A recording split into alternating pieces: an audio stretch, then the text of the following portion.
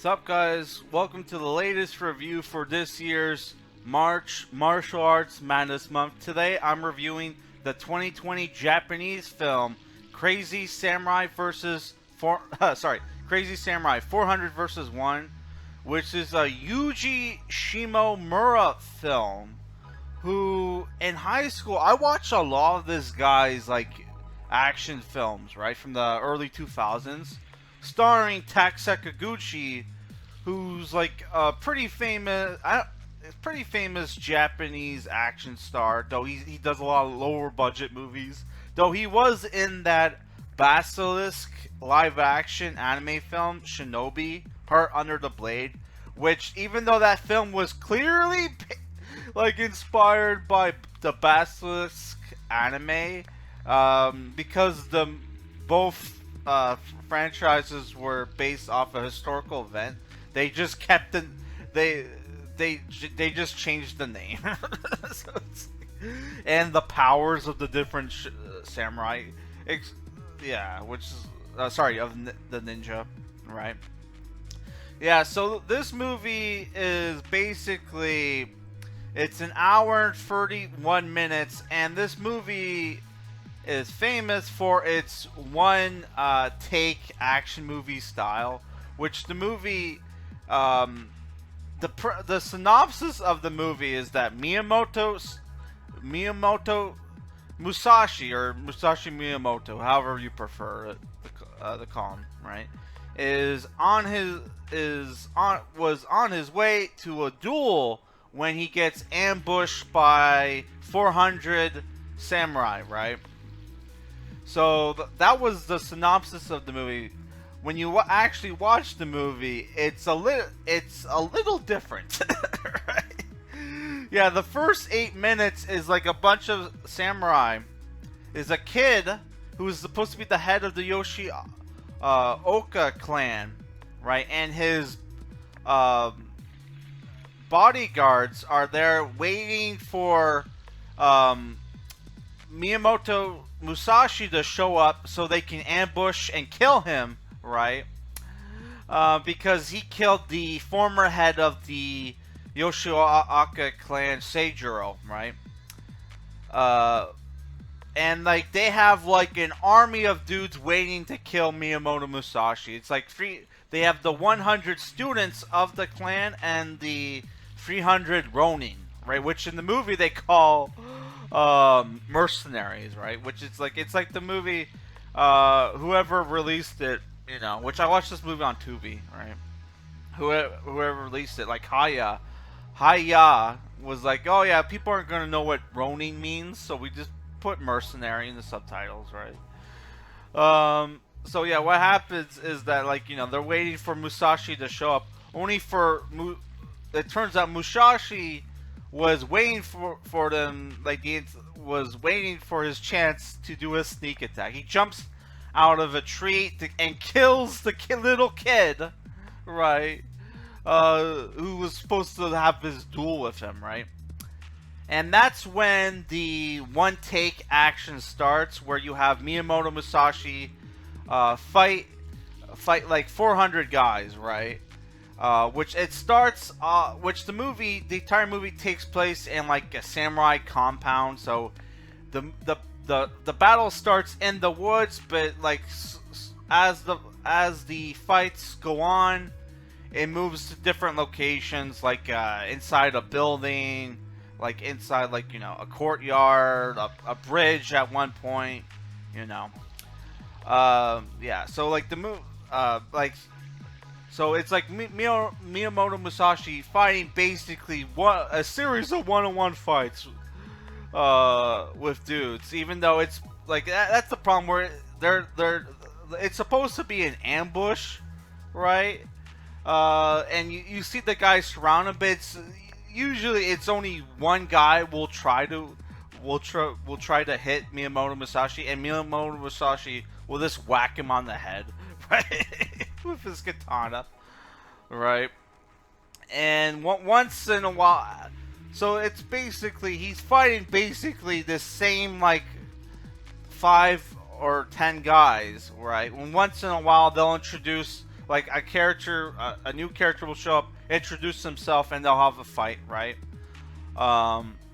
Only for the movie to have an abrupt like time skip during the last last 9 minutes of the movie, where it time skips 7 years, right? And you have like a survivor of the Oshiaka clan shows up, and to have like the final duel with Miyamoto Musashi, where at that point it's not one take anymore, obviously, and he has a cool katana with a hook blade and the hilt, right? So it's like, it kind of reminded me of the sword that the one guy had. What was his name? Tetsujin, the evil guy from the Iga clan, right? Who was in the Immortal. It reminded me of his scorpion sword that he had in that Shinobi movie, right?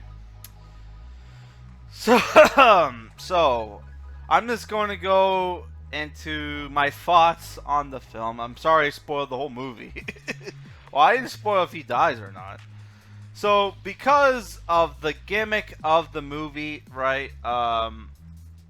You knew it's a thing where it's like, it's obvious that you're not gonna have like, there's probably going to be CGI blood spatter. You're not going to see arms and legs get cut off, heads cut off, right? A lot of the time is like, he'll whack a guy, right? Either like the side, at the side, the head, the leg or arm or whatever, and the guy will just walk away off. The guy he just killed walks away off screen to, right?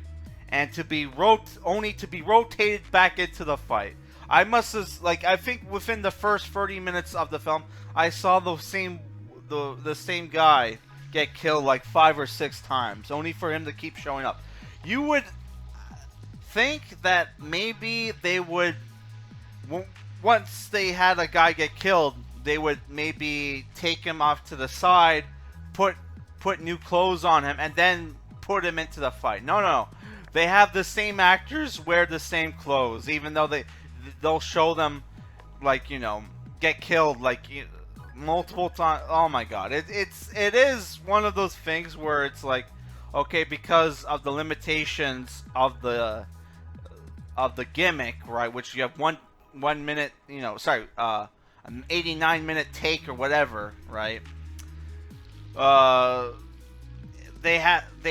They're gonna, some things you have to sacrifice, like having practical effects, blood splatter, which is replaced by CGI blood splatter, which sometimes you would not see CGI blood splatter when it's obviously, oh, he just gave a guy a killing blow, right?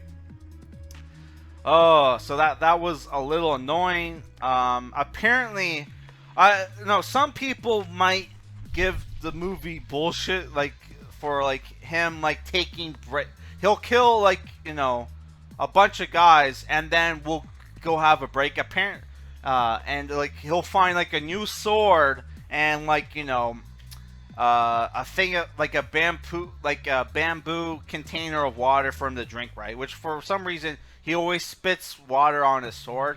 I assume that's to keep the help to keep blood, like, because that's one of the reasons why he would want to replace his sword every so once in a while, because obviously you're blocking a lot, you're parrying a lot. That's gonna get nicks on the blade. It's gonna dull it, and like blood and fat and bone will like dull blades.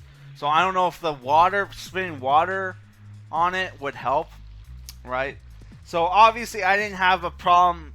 Some people are gonna have a problem with the little breaks he takes throughout the film, because it does break up the tension, and it's like, okay, how did he know that he was gonna find like a little water container there and a new sword? Obviously, since you see him do the sneak attack in the beginning of the movie, obviously he staked the place out and hid like provisions and like spare swords, right? What doesn't make sense is that he didn't know that there was gonna be like 400 guys. That's the thing where it doesn't make sense, because like especially since he's in top of the hiding on top of a tree, waiting for his chance to sneak attack. Um, you would think he would have overheard the bad guys say, "Oh, they were gonna have like a bunch of guys lying in wait for him," right? Well, there's a funny scene in the beginning of the movie, right, where like before Miyamoto Musashi shows up, a guy says like, "Yeah, I've seen him before. I know what he looks like. And what does he look like?" And his stomach rumbles loudly, and he's like, "Oh, I gotta take a dump." And like the guy just runs away screaming. He's like, "He's a demon. I don't want to get killed." Right. Oh my god. So it's like that also did not make some sense, because like it's like, oh, he was lying about needing to take a dump, but what was with the sound effect, right?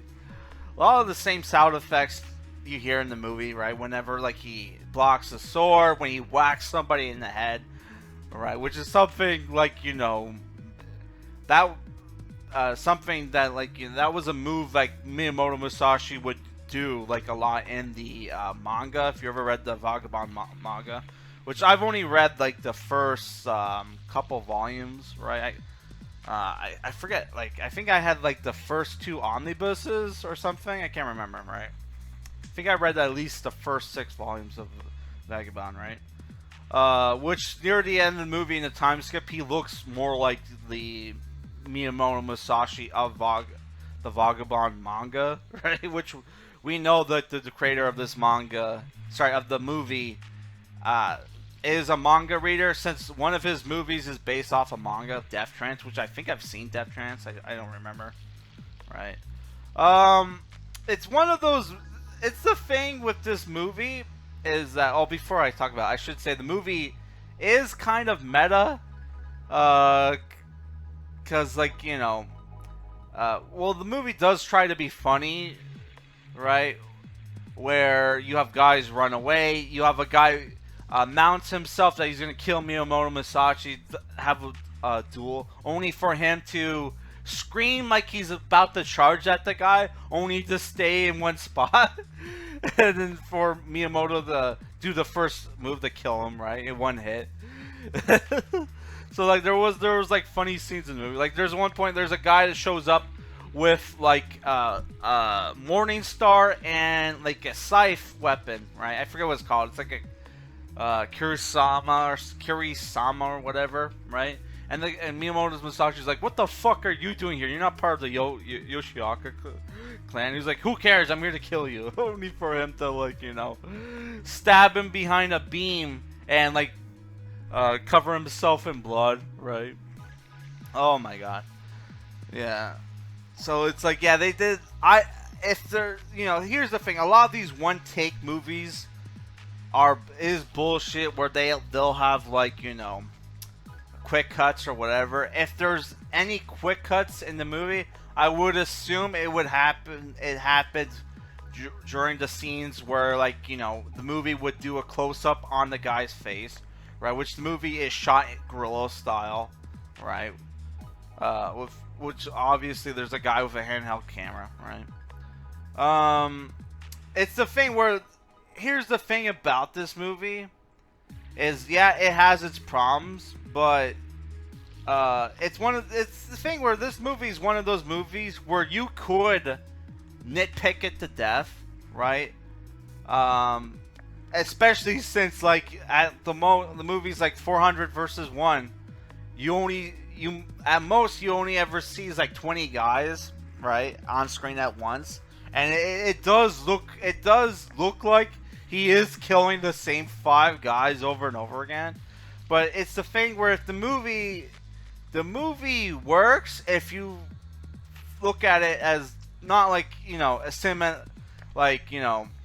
cinematic experience, but more like, oh, like the movie works as kind of like a thrill ride experience, right? It's not like you're not getting like a mastercraft story. You're not here for the story. You're here for the action. Which the action scenes aren't that great, obviously, because it's like it's supposed to be like the action. Well, there are some good action scenes, especially near the end of the movie. But like the movie, yeah, the action scenes aren't that great, but while you're watching the movie, but it's more like an endurance ride, right? Uh, yeah, it's like you're seeing this master samurai like going through the gauntlet, and the reason why the movie is called Crazy Samurai is obviously because he does stick around. He kills the guy he's there to kill, which is the kid, and he does stick around. Which at first I had a problem with that until I remembered. Oh yeah, the title of the movie is called Crazy Samurai, right? Yeah. So, and the movie was trying to subvert it, subvert expectations by like having him like kill the kid right away. When at first you think, oh, it's gonna be not, it's gonna be at the end of the movie where he's like he decides whether or not to kill the kid, which is funny because like he does let some people go in the movie where he doesn't kill them. He lets them run away and shit. So it's like, you know, he does spare some people's lives, right? But it's more like he does that out of convenience for himself. So it's like, holy fuck. So if I were to give this movie rating, I don't think it's as bad as people say it is, right? But it's not. It's definitely, you know, don't go into this movie expecting like like you're gonna watch like Yuen Wo Ping film. It's more like you're watching a dragged out like brawl with swords, right? Which there is a scene where he does Aikido, right? So it's right. So like where he does where he disarms a dude. Which there's a scene where I swear to God, his sword got at some point he's fighting, right? And his sword guard like falls off. I didn't even notice it falling off. And they do a close up on his face, and he's fighting for a while with the missing sword, and they do a close up on his face, and now and it looks like he has a new sword with a sword guard. I'm like, what the fuck? Did he change swords when I wasn't looking, or did they replace it when they did like the close up? Right? I have no idea. But I wonder about that. Yeah, so that's it for this review, guys. It's a 6 out of 10. My next review, we're going to do a Steven Seagal movie. Peace.